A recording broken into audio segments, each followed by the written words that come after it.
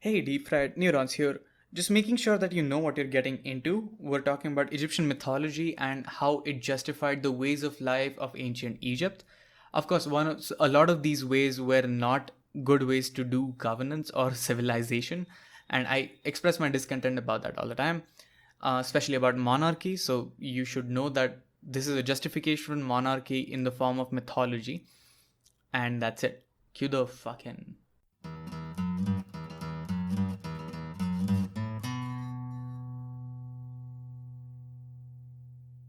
One of the things I find really interesting about the study of law is the study of sources of law, and one of the secondary sources, nothing that's a primary source, nothing that's a reason why we make law anymore, but it used to be a very, very primary source of law, is customs. What customs mean is if something has been going on since you can ever remember, then that's the way we do things, and that must be either validated by law or tolerated by law.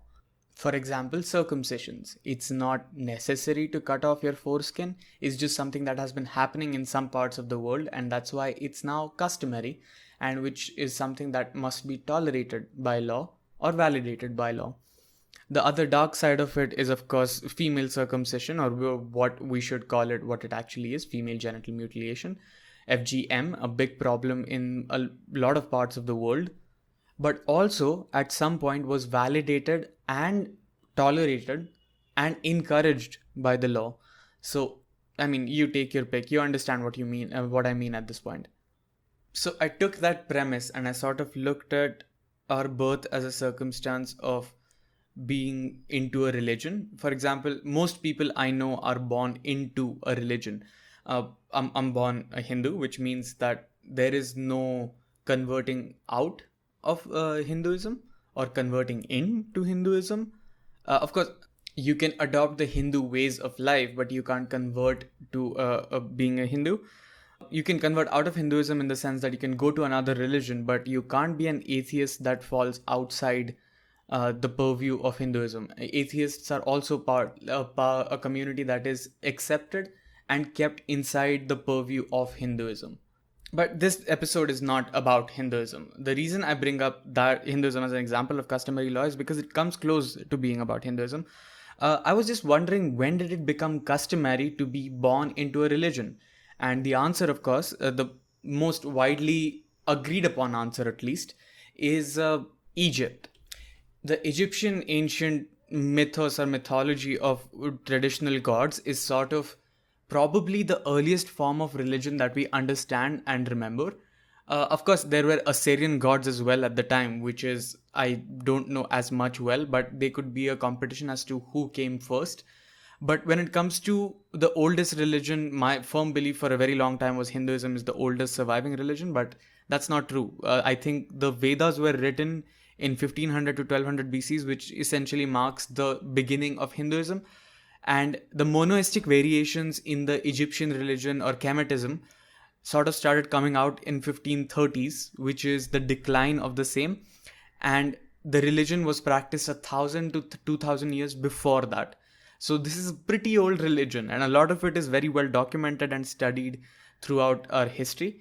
It is extremely influential as well. But I mean, today the traditional religion is followed in different sects of Kemetism, but that's very minor. I believe the primary and the biggest crossover that I could see, the biggest influence of Egyptian mythology I could see in today's culture is, of course, on the $1 bill, which is one of my favorite crossovers in history. I believe Charles Thompson put the words annui copetus. I believe, I am not sure if I'm pronouncing that right. It's Latin, I believe, for providence has favored our undertakings.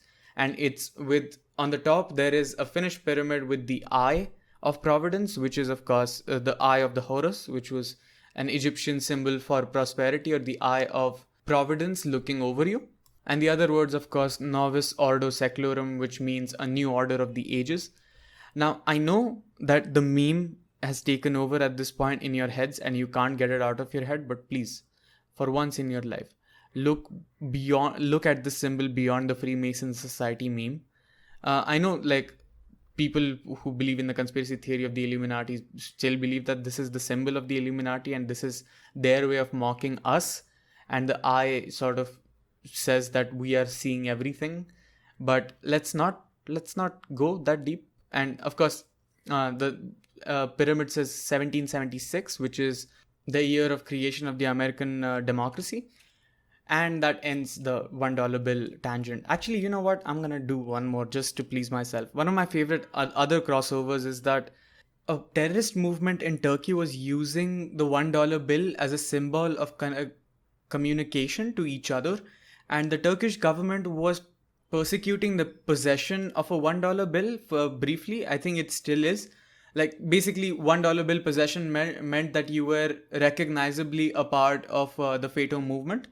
So they were persecuting that. And I just remember reading that randomly somewhere, and I thought that was something I should mention for no reason at all. I might cut this out, actually. Never mind. Moving on. So I thought, since it's one of the oldest religions in the world, it's worth knowing what's in it anyway. And hence, I thought I'll just discuss how it was constructed and why it exists the way it does. One of the things I like about Egyptian mythology is that it is just so no nonsense basics of why religion exists, just like it is the answer as to why does religion ever come up. And the truth remains that, remember that these are the beliefs of people who thought of everything eastward of Iran, which was at the time Persia, the same way we think of interstellar space, and they thought the Mediterranean Sea was infinite. So the gaps in knowledge of the most intelligent person in this civilization were much more immense just because of the product of time that they were, at least that I know of. And one of the most well-known products of evolution when it comes to emotion is that we fear the unknown just because we don't know what it is yet. And the reason that happens is simple. What doesn't know may kill you in the ways you don't understand. So once you understand it, you learn to fear it and learn not to fear it. Which is why forests scare us, the dark scares us, because the sense of navigation is lost. And there is just a reduced autonomy in the case of survival. Hence, you need explanation of basic elements, and you need explanation as to why you do certain things in the favor of society, and why a certain structure must exist within society. And that is how religion is born. I think the graduation of beliefs was put very well by Stephen West. A group of beliefs becomes customs. A group of structured customs becomes a philosophy when you question it specially. A very well thought out, deliberate form of thought is philosophy. And in ancient times, philosophy would evolve into religion, which is why Buddhism is now a religion, even though it started out as a philosophy, and is still to this day one of the most influential schools of Eastern philosophy that has ever existed. So it goes from belief, custom, school, religion, is how the evolution has traditionally gone on, and this is how religion was formed the first time. So how does the Egyptian religion answer the larger questions of life for the people at the time? I just have to clarify, these are myths, myths, myths, which means there is no basis in reality for these things whatsoever. It's just something that most people believed it to be happened to explain their own lives. And now we understand it as mythology so that we understand their motivations as to why they acted the way they did and structured their society the way they did. Most of what I have learned about Egyptian mythology comes from a book by Geraldine Pinch. You can find his book on Amazon. I'm pretty sure that's the first one that pops up. And you can fact check me on this if you want, or want to learn more, be my guest. So the story begins with a great chaotic ocean. All of the world, all of the universe is just a chaotic ocean. And in this rises a pyramid called Ben Ben. I'm not making this up. This is real.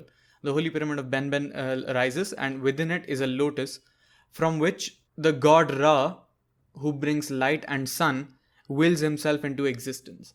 This is primary because sunlight is the first thing that you need to justify. Why is there heat and light on this planet, and why do I treasure it so much? So the all-giving god Ra, which brings heat and light, is born from the lotus of this, and he wills himself into existence. And he wills his children into existence, or creates his children into existence by himself, called Shu, which is god of the air, and Tefnut, god of the rain, which is your primary elements just explained in the form of deities or personifications. Now these curious children sort of go out, they discover the universe, and Ra is worried, and when they return, because his worries have ended, Ra cries, and from the tears, humans are born. In his joy, in his celebration, humans are born out of his waste product. Is what's told in this mythos. At least that's what I interpreted from it. Now, for these humans, more things are required. So, Sho and Tefnut create Geb and Nut. Geb being the goddess of the earth, and Nut being goddess of the sky. I am not making these names up. You can check them out. I know what went into your mind, you dirty headed person. I am not going to recognize it. I am more mature than that. Ra becomes the first pharaoh of Egypt because now civilization is created, and he gifts it with Oxus and the Nile River and just a plethora of nature. Basically, the first pharaoh brings all of these things. This is important because it also now is starting to justify politics. Pharaoh is a political position of a king or a divine guide, which is first taken by Ra, the sun. The other thing is, of course, consolidating power. So, Ra knows that his blood can take over the role of the pharaoh in the future, and his power is under threat from his grandchildren. A prophecy tells him. The prophecy being, duh. Sorry about that. That was completely unnecessary. But you get it. Children always want power. That is a genuine thing. And grandchildren will, of course, want to do things their way. They will change. But they had to show this also because change in power, even though unwilling, is necessary because you will grow old and die, or grow old and grow weary.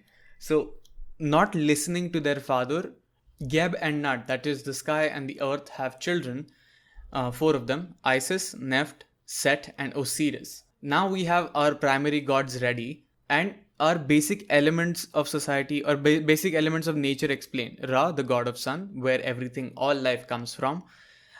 Then Sho and Tefnut, two primary elements of nature, which is air and rain, and they create where they will fall or where they will occur, which is Geb and Nut, the sky and the earth. So you have your basics explained in the form of personifications, and the way they are shaped and the way they are created is sort of explained further. The children of the sky and the earth are, of course, prosperity, which is Osiris; desert, which is Set; then there's Nephth, who is the mother of death; and then there's Isis, who is the river, or the goddess of the river.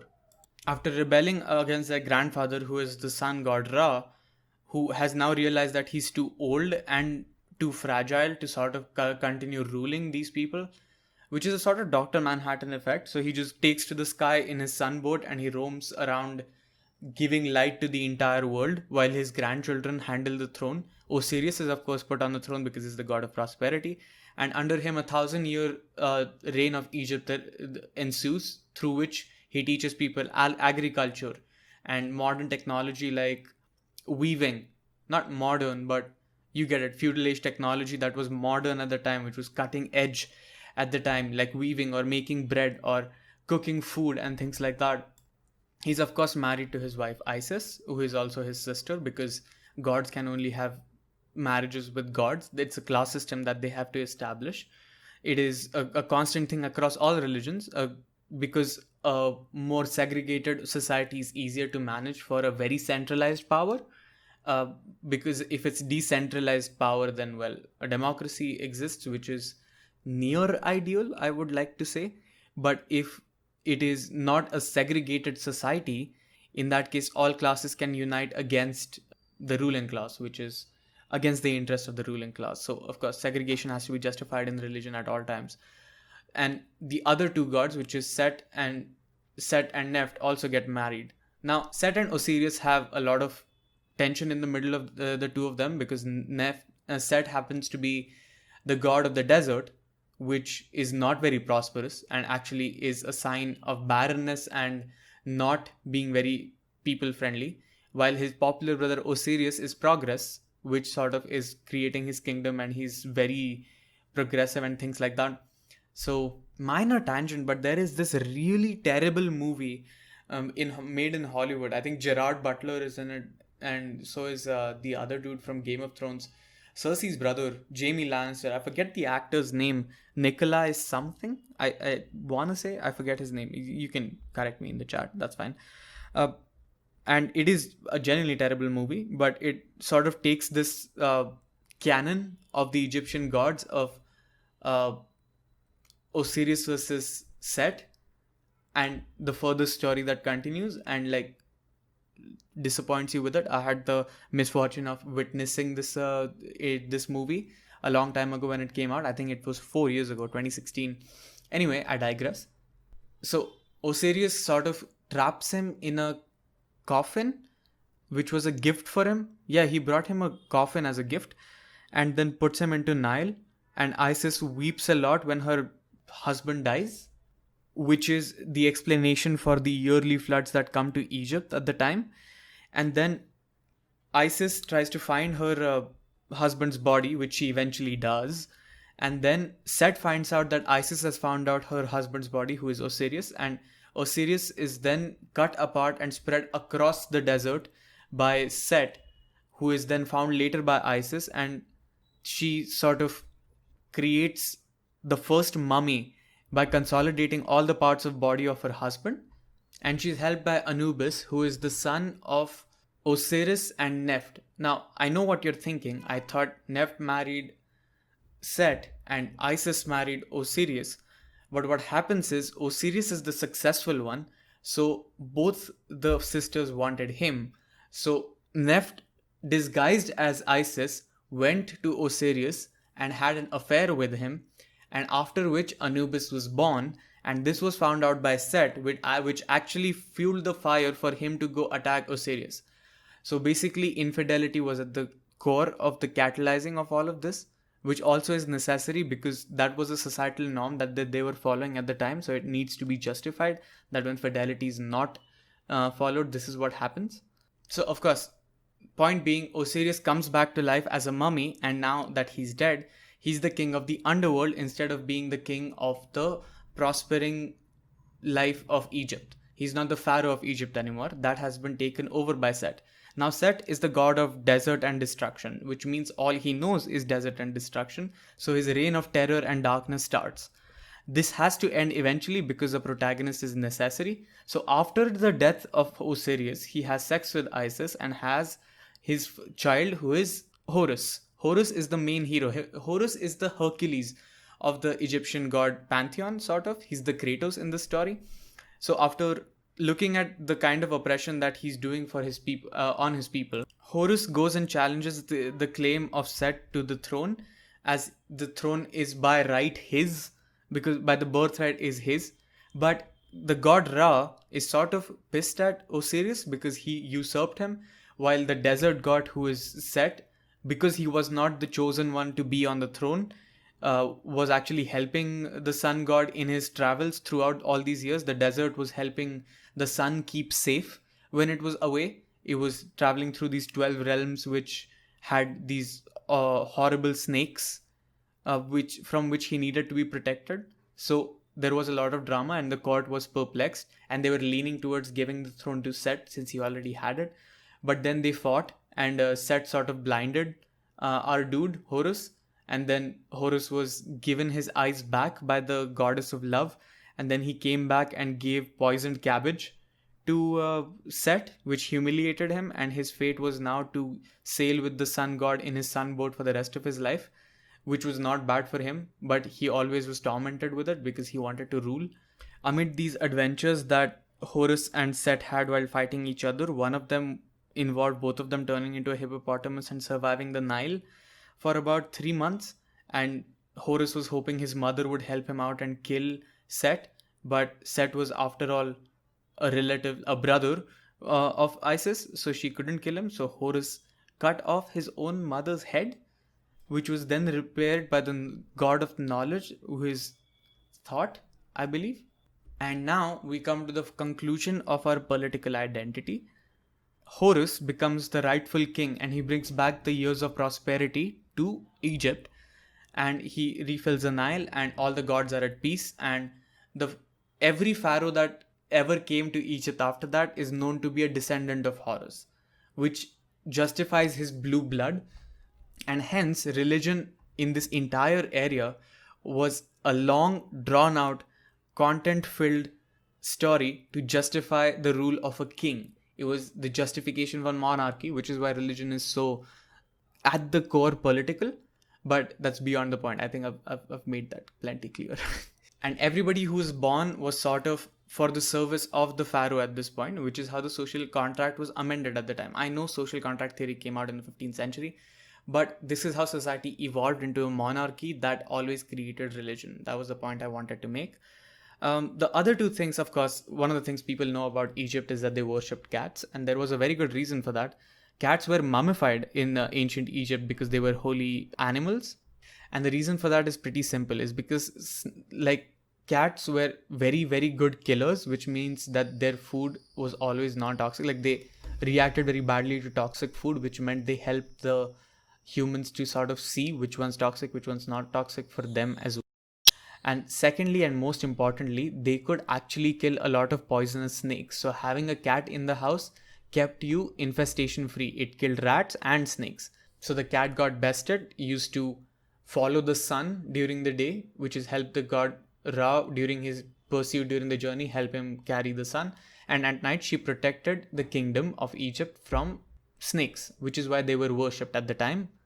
Then the last thing you need to know about is Anubis. Anubis was the god of death. He used to lead people from death to the afterlife, and this is where our first copyright claimed judgment day, or the karmic understanding of how your deeds have sort of comes up, because he used to keep the feather of truth in a scale and your heart in another, and if your heart was heavier than truth, then you would go to Amet, I believe, who was a crocodile headed god, and he would eat you.